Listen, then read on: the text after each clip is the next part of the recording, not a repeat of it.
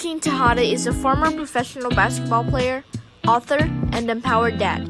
Despite all the obstacles that stand in his way, Gene continues to overcome with a determined heart and passionate soul, and that is what makes him the inspiring individual that he is today.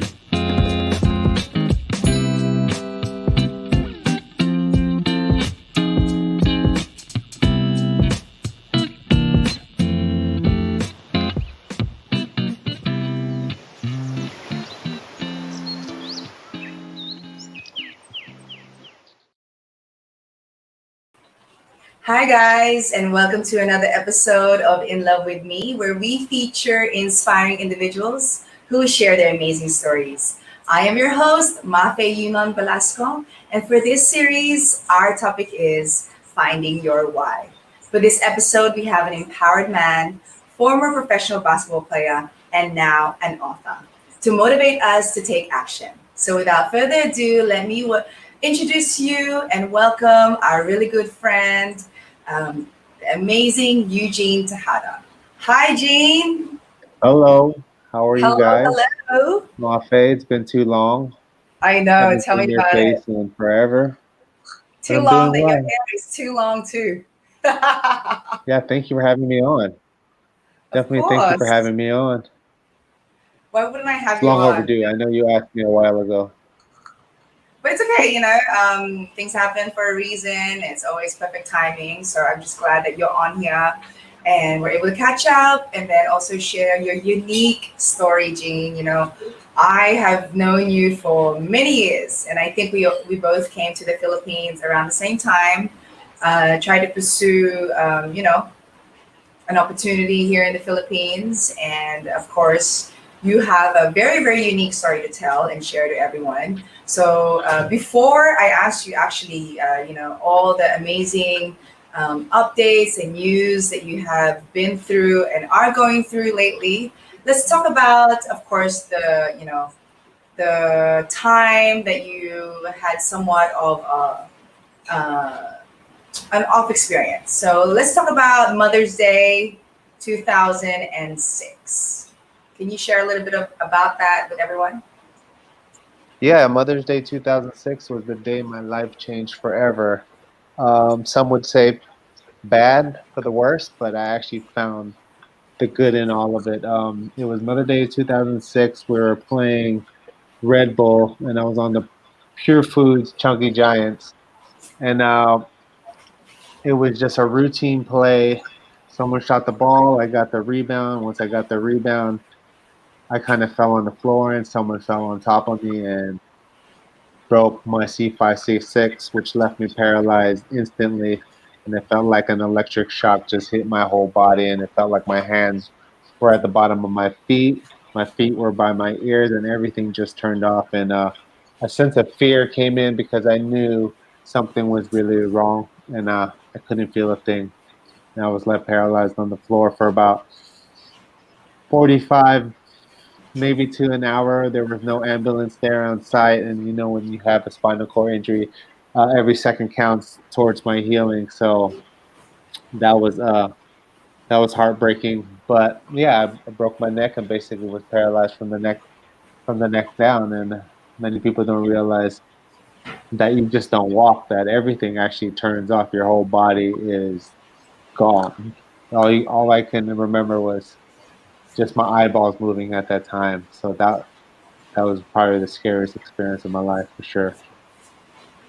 And I remember too, guys, for the people who are living outside of the Philippines, that was in Yanares, which was a gym really far away from the city, up in the hills. And Jean was, on the basketball court, and there was uncertainty, I believe. And all of us, as your good friends, we found out the news and rushed to the hospital, waited for you there. And I still remember, you asking Nick and I, or especially Nick, that what are they doing to you? Do you remember that? And all we Yeah, saw no, was, yeah, and not to mention there was also a typhoon, so it yeah, took a little extra time to get to me. And then, as you said, Antipolo was like tucked high in the mountains in Manila, so we had to work our way back down. And I I was really upset that all my friends and some fans and some were there before I was. And but when I saw you guys' faces, who's I can from the top of my head, who can I remember that was there? You guys, I think Jeff, Carriazo, Aussie, for sure, Harmy and Jim and Alex Compton, and that when seeing you guys was a sense that I had a sense like, okay, I'm not alone, but what's going to happen to me? Am I ever going to play again? And I was always thinking about, am I ever going to play again? Because my first few years in the PBA wasn't great. I went to the Philippines with high dreams and wanted to be a star right away, but it didn't happen like that. I actually, for the first time in my life, ever sat on the bench and actually did not play in a few games, Yeah. which was hard to handle. So when I was on Pure Foods and part of a championship contending team, and I'm a starter, and I just knew my career was just taking off. It was probably like the best 3, 4, 5 months of my career, or even living in the Philippines with basketball, and all of it was just taken away in an instant. And just leading up to my next question for you, and you pretty much shared it that some would think that that day was the worst day of your life or whatnot, but to you, you're sharing now that it's actually changed your life for the good. So just from before that accident, I know that you were very honest in your book, which we will talk about later on. About the failures in your life. The failure is the biggest teacher in our lives. And can you share a failure that has defined your journey before the accident? Um, Before the accident, no, but I think my biggest failure was putting everything in basketball. Mm, My identity, my time, my effort. Not to mention, I was struggling in school with dyslexia and ADHD, and I had a hard time concentrating. So I never really tried too hard in school, or yeah, I just basically put everything in basketball. And with that accident happening, like it stripped me away, and I basically lost my identity. I didn't know who I was outside of become of a basketball player. And then once I got hurt, I became injured, basically a person in a wheelchair, and that became my identity. And I think for me, I think once I I realized it was taken away, as like I started to realize like who am I? And I didn't know that. And I think the biggest failure for me is like I should have figured out who I was when everything was taken away, whether my health, just anything. Who are you actually when you take away every single accolade, every single achievement? Who are you? And I think so often we stay so busy and don't think about who we really are. And like instead of just a moment, we don't think about eternity or the longevity of life. Because yeah, basketball is only actually maybe what, on average, great career, maybe 5, 6 years. If you're really good, maybe pull it up to 8 to maybe 12. And if you're lucky, like some people we know, even your yeah. husband played to like 20 years, right? I know. Um, and you know what I'm saying? And I think we just get so busy with ourselves that we numb ourselves and we don't realize longevity of life, like eternity. And yeah, I think that was probably the biggest mistake. And then there's always work to be done. And sometimes when you have things like trauma or like me being a dyslexic and having learning disabilities, I didn't address those things Yeah, early. I kind of just put everything in basketball because that's what I was good at. That's what I was getting known for all around the Bay Area and all around the Filipino community was I was being known for basketball, nothing outside of that. And I just put all my eggs in that basket of becoming a basketball player and not realizing that it could be taken away. And when you're young, you feel invincible and you feel like nothing can ever happen to you. But it happened to me in the worst way. I've never even broken a bone, finger, or anything. And the first thing I ever broke was my neck, which that's crazy enough. So I think that is my biggest failure is putting too much emphasis in a sport that can be easily taken away and not focusing on eternity or a longevity of a life because life is precious and I'm glad I'm still alive because that ambulance ride too from in ours to Makati Medical Center, I was vomiting Yeah. in the ambulance, and like I said, I can't walk, but I also couldn't breathe. My lungs was paralyzed, and I wasn't able to blow out the vomit. And that whole ride, I thought, am I gonna die in here? Did basketball just kill me? And but I just thought of all the people like you, friends, family, fans, especially my parents, my brother, and my sister, that I can't die like this. So everything in me, I tried to spit the vomit out as even if I, because even with me choking, that was probably another scary experience. All happened that moment. And with you describing that, and guys, again, we'll talk about Gene's book later.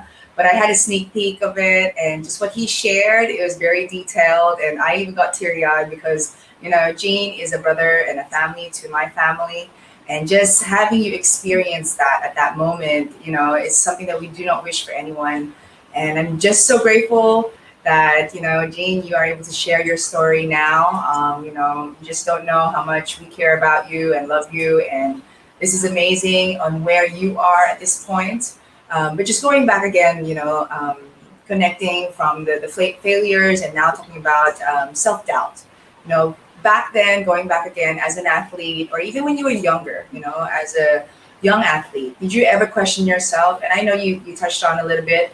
And when you did question yourself, how did you feel and how did you overcome it? I think when I went to the Philippines, and I had self doubt. I have a lot of self doubt because, as I mentioned earlier, it was the first time I had ever been benched or not in the rotation of a basketball team, and it was kind of embarrassing, but yet humbling. But what got me out of that was community. Really, I mean, meeting people in Manila, especially we called ourselves the Circle, and it was me, Jimmy Alapog, LJ Moreno, Harvey Carey, and Rich Harden. They were my family, and they were my community that lifted me up and kept pushing me, kept saying, "You got this. You know you can play." And they kept. We worked out together, we lived together, and we just became a family. And they just kept pouring into me, saying, "Just be patient. You're going to get your chance. You're going to get your chance." So I think community was the biggest part, and also, my brothers and sister who call in and tell me they still love me regardless of all that. Like regardless of if I'm not playing and not being well known, and just feeling worthless for a team that I didn't get the opportunity to show my skills. But I think definitely community, and you have to surround yourself with people that will lift you up and not tear you down. So true. So true. And we have to say hi, Harv. He's watching you right now, Gene. He said, "My brother, Tree, Is he? you're a hero." Yeah, he's watching you. Is Okay, there so comments? I don't see no comments. Oh, there he is. There's my dog. My boy who's deeper than the Pacific Ocean, boy. We had some deep talks together in Manila. My short time there, but that short time there, um, we became we were like brothers. Like we known each other our whole lives, and till this day, he is one that always checks up on me and makes sure I'm okay. And I love him for that. He's never left my side, and I wrote that in my book. Like so many, you think you have a lot of friends, but when adversity hits, your real friends really show up. And Jimmy, Harv, my friends back home, you guys really stepped up and lifted me up when I was really down in the dark and didn't see a light out. But you guys kept me afloat. Thank you. Love you, Harv. and I guess that leads me into your inner strength. I mean, it does take a lot of courage and patience and also thick skin to be where you were, and at the same time, also now. So, do you agree that individuals like yourself, or ones that want to go into the pro athlete world, or even become an author, or like for you now, you're a family man.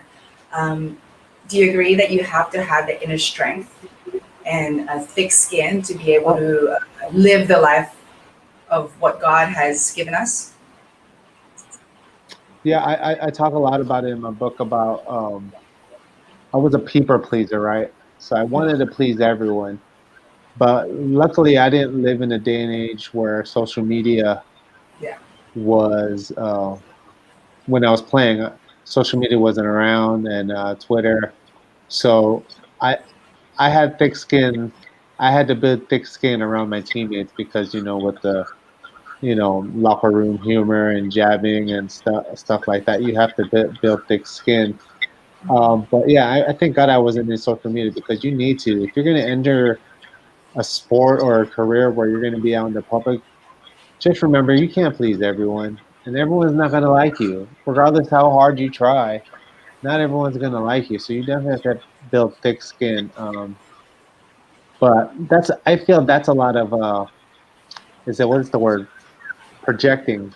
Mm. They're hurting, so they need to make someone else feel hurt, not necessarily because of you. They're hurt, so you know what I mean? Maybe they're jealous that I'm actually on the team, regardless if I'm playing or not. They're sitting at home with their Cheeto fingers trying to type in their computer talking about like, oh, you don't even play. But I guarantee you they wish they were in your spot. That's so true, you know. And like you said, we or you were lucky you were in an era with, the social media and things like that. But we are now. And I think it's very timely that you are voicing out your story, voicing out, your the challenges that you went through and how you overcame it. But how important is it to stand out? My next question is for those who want to enter the pro athlete world or be an author like you, what do you think they can do to separate themselves in order to stand out? I guess to add to that in a positive light. You need to have some grit. You need to work hard when you don't feel like it. You need to be self motivated. You need to, you know, just have that grit to continue regardless of the outcome. And I think that's helped me today. Even when I got hurt, the doctors told me I have 4% chance to ever walk, right? So I could have easily sat back and said no, or I could have easily sat back and said, okay, I'm not even going to try. 4% chance. There's no way I'm ever going to heal. But I had the grit and the fortitude to keep going, and I beat the doctor's odds. I'm able to walk with crutches. Granted, they only gave me a 4% chance to heal, but I think I'm all the way up to maybe 65 to 70, and I'm just gonna let God take over the rest and heal me all the way. I mean, I still have faith that I will be healed 100%, but I think I only can do so much, so I have to lean on someone else. And I think I know I'm leaning on my Lord and Savior Jesus Christ, who I found through this whole ordeal to help me get that extra 100%. And I think it takes a lot of grace. You need a lot of grace with yourself to understand you're not perfect. Yeah. You're gonna make mistakes. Things aren't gonna go your way. And to stand out. Did you ask a question about standing out? Uh, Yeah, I asked that earlier on how can they uh, stand out in a positive light, uh, be an author or an athlete. just to be unique, be you. There's only one you, and stop trying to follow everyone else. And that was my big problem when I first got hurt. I keep forgetting that I'm paralyzed, but I keep comparing my life to like your husband's, to Jimmy's, Harv's, thinking, "Oh, I'm a failure because I'm not playing basketball anymore." But I'm paralyzed. My win's got to be super small. My win's gonna be like feeding myself, tying my shoe, getting out of bed from into my wheelchair. I couldn't. You can't. You got to stop comparing yourself, and you have to be unique and be yourself, and stop Totally. comparing to others. Yeah, for sure.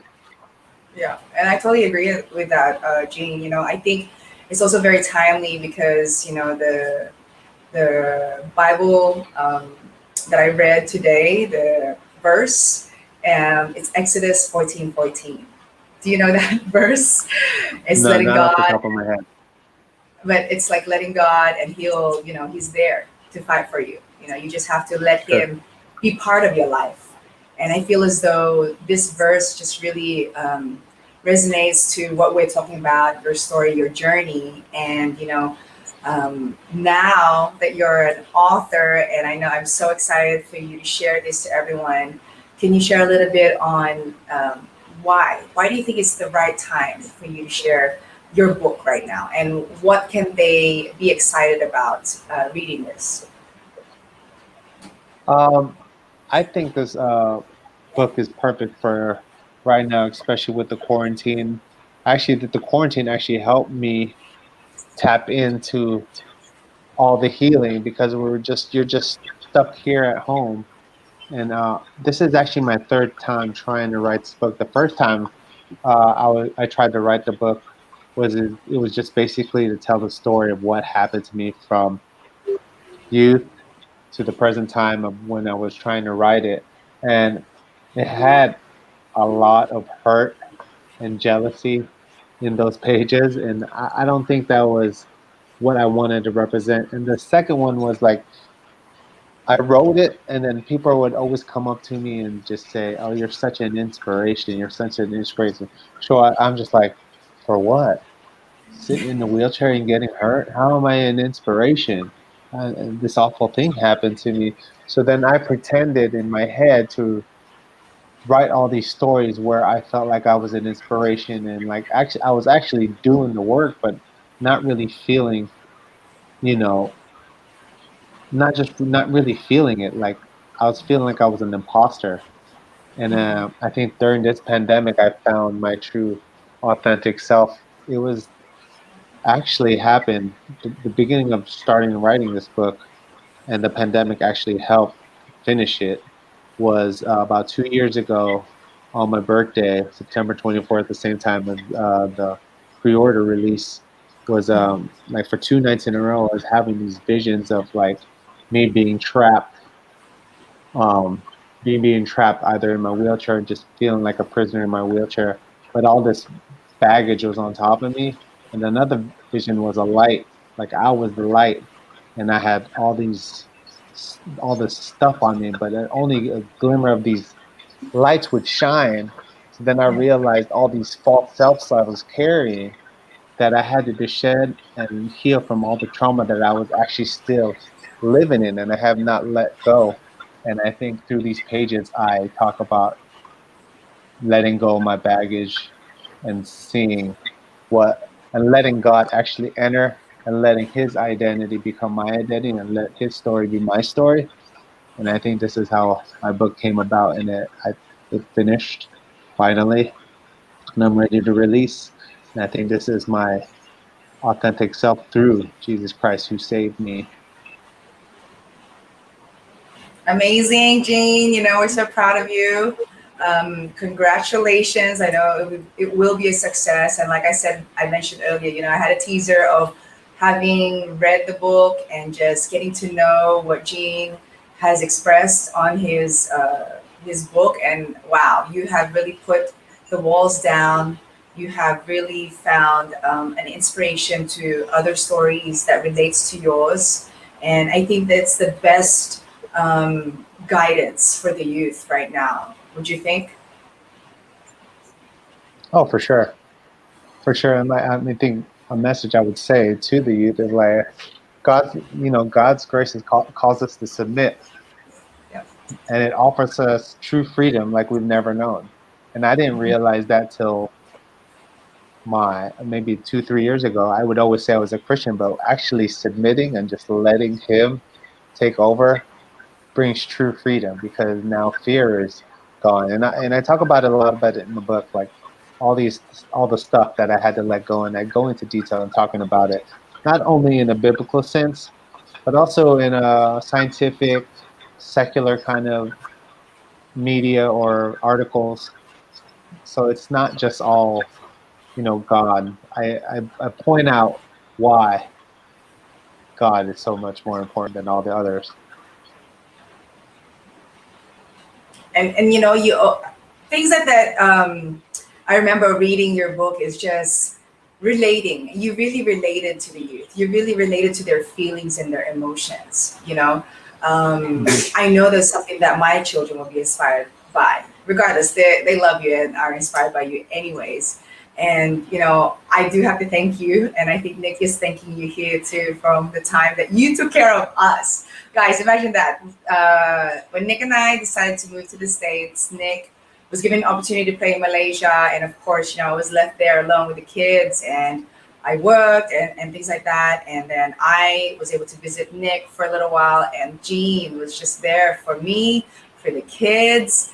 Um, Nick said that he owes you, I think, a lifetime of McDonald's all the times you Oh yeah. bought some. Well, I was. Oh my It gosh, gave me a thank you. head. It gave me a little head start on what carpool life would be when I pick up my kids. I had no idea how to, they get out of school and I'm like, I remember when I was got out of school, I'd be starving, and I would just look at them. Oh, they're starving. You guys want something to eat? But the crazy thing, I knew, and they didn't hesitate. It was like, yeah, okay, let's go. So Uncle Oh Gene no, it was is. good. It was good.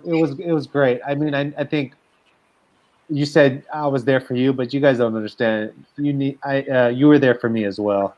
I mean, I missed the Philippines so much when I got hurt. I missed out on a lot. I saw a lot of my friends get married. I saw a lot of my friends get their accolades and notoriety, where I kept wishing for that. But when you guys came home, it it meant a lot. Because I missed the Philippines, and you brought a little bit of the Philippines home. Same with Rob Duwat and Ann, the spirit you've had on a few times, I think. Um, just anything from the Philippines that moved back to the Bay, I was like all for it. Well, you'll have more. I mean, a lot of the family or a lot of our friends are moving there to be with you. But regardless, Jane, Well, I'm you all the have way in family of Arkansas your own now. now. Hey, Say that again. I said, regardless, you have Say a that again. family of your own now. Oh, yes, yes. After I got hurt and I realized I was never going to play again, the one thing I asked from God was I only want a family, a wife that would love me with all my limitations, and then children, because when you're injured, everything kind of shuts off. So you're scared, will I ever have children? Because some things don't work. I mean, team one, but yes, but I'm so blessed. And I think I talk about it a lot with my wife. Like, is there anything else you would want? And I'm like, I don't think so. Like, I'm so content with my life. I wrote this book not to make any money. It's just kind of share the story.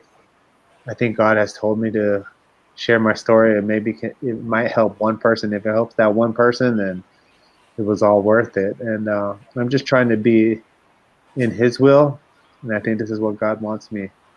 Actually, I know this is what God wants me, because He's been nudging at me for so long, and I just put my insecurities and fears ahead of that, and that's part of the baggage I was talking about. Even right now, being back in the public eye or be doing interviews again, Yep. this is outside of my comfort zone, because I realized through my healing process I was a very insecure person. So all those masks when you saw me in Manila doing those interviews, that was not really me. So Well, you found your why. You found your purpose, and I know God. Ever I since you were did, even when you were born, He already had a plan for you. And it's so amazing that now you are for sure. realizing what that plan is. And, our topic is finding your why. I mean, it pretty much shows me, your glow, and why you're so happy is because your connection, your relationship with God is so strong. I mean, is there anything else that, you can share on how you found your why, or what is your why, and what inspires you to keep pursuing it? My why actually is being in God's will, and just listening to Him. And letting Him guide my footsteps. He's the lamp to my feet and the light to my path. And I'm just going to take each step. I don't know what the future holds, but whatever God tells me to do, I'm going to do it to the best of my ability. And obviously, my kids. I want to leave a legacy for my kids. I've always wanted to leave a legacy, and I thought it was going to be around basketball, but maybe it's for me to make them into soldiers for Christ, and they might carry what I'm starting right now to further the kingdom of God, and I think that's my why. Building up For my sure. soldiers with my little girl on the way. So I'll have Yes. three. Yeah. Congratulations, Jean, and you will love this baby girl because you can even ask Nick. Oh, Oh I my know. gosh. Out of all our kids, sorry guys, but yeah, I think she's the favorite. We definitely found But you will we have definitely your found baby favor girl. from the Lord. Mm-hmm. Yes, this is exactly what we wanted. I mean, the first we got a boy, which I wanted, but Two God gave us boys. two of them. Yeah. And when you came to visit and then we got to meet your twins, like, you wowed us. You wowed us as a dad. We were like, wow, Jean grew up, And you're like, sorry guys, I have to go put Yeah. them to bed because we Well, have a you knew, schedule. I'm just like, go for it. you knew me back in my young 20 Single day. days. We don't need to Yeah. talk about, but yes, But it's part of we your all journey, grow and mature. you know? Yes, Exactly. for sure. And you have totally blossomed into an amazing man. And Thank I you. do want everyone to have a copy of your book. Maybe you could share now where they can find it. And like you Uh, said, it will be releasing when? Actually, my birthday, 2 years from that vision I had, I was talking about. So it'll be on pre-order on September 24th, my birthday. So if you guys want to buy me a gift, go ahead and buy my book. And then it will be on Amazon and all digital platforms. It'll be on iBook, Kindle, yeah, all digital platforms. And I'm still trying to figure out how or what I should do with the Philippine audience. I'm sure they would love to know more about what happens after the accident. And I think everyone kind of knows what happened. I'm pretty sure I'm the worst accident in PBA history. So, yeah, I would like to give them a little hope. Hmm. So we'll And figure for out sure, about the Philippines. I think.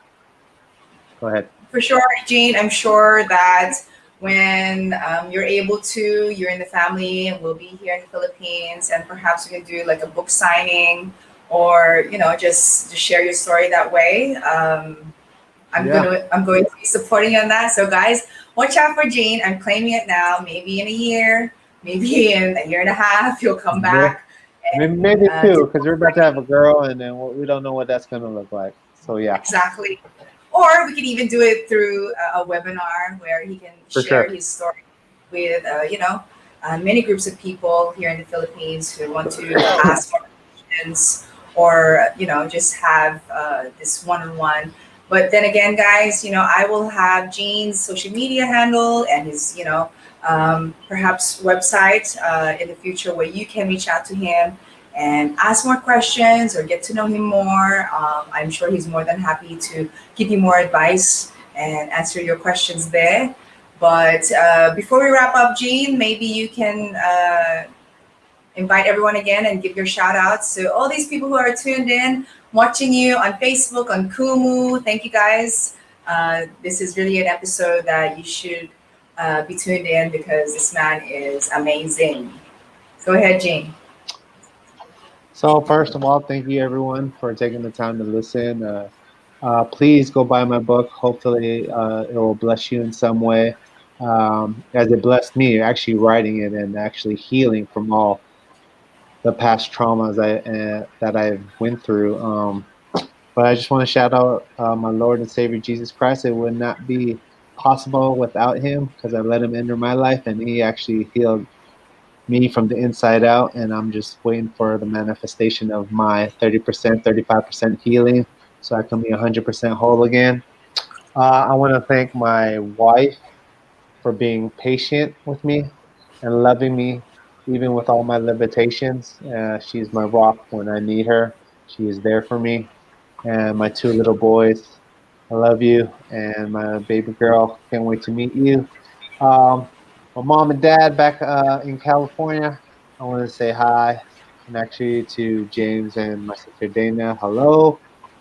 Oh, Mark Chan, thank you. Mm-hmm. He's the co-writer of this book. This for sure would not happen without him. He made it come alive for sure. And then obviously the circle, Jimmy, Harvey, Rich, LJ, and all my fans and friends in Manila. Thank you to you and your husband. To all my family in Batangas, my auntie Ina, who was at the hospital every day after I got hurt, and she was my guardian angel, guiding the doctors on, or authorizing the doctors to do whatever to save me. Um, and the jerk crew, Yor, Edmer, John, JR, Romel. I love you guys, and I think that's it. Who else am I And missing? everybody else Might be who some will people, but be I'm sorry. I love you. But regardless, guys, Gene, on behalf of Gene, thank you so much for already claiming a copy of his book in your home. I know your children or maybe your friends' children will be inspired by it, especially now everybody's homeschooling, guys. This is a book that you need to have in your house or even in your gadgets because it is also available on ebook, just like what Gene mentioned earlier. And again, Jean, I just want to say thank you for your time. And I know, like you said, this is not your comfort zone, but I feel as though this is God's calling for you to really show your face again in this glow that you have right now. So, hi to the family. Andrea, your beautiful wife.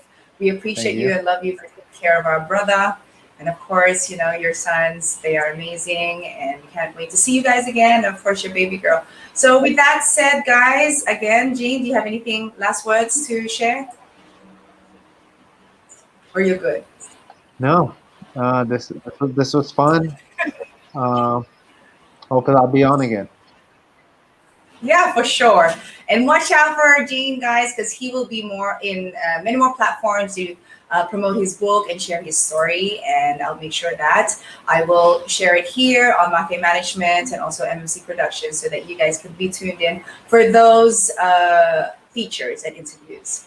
And thank you again, everyone. So I leave you with this. Actions speak louder than words. And thank you for tuning in this episode of In Love With Me. Love you, Gene.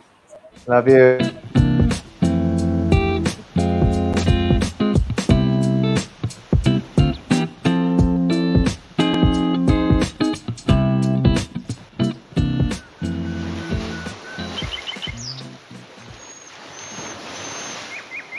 Thank you for watching and Love of Me series.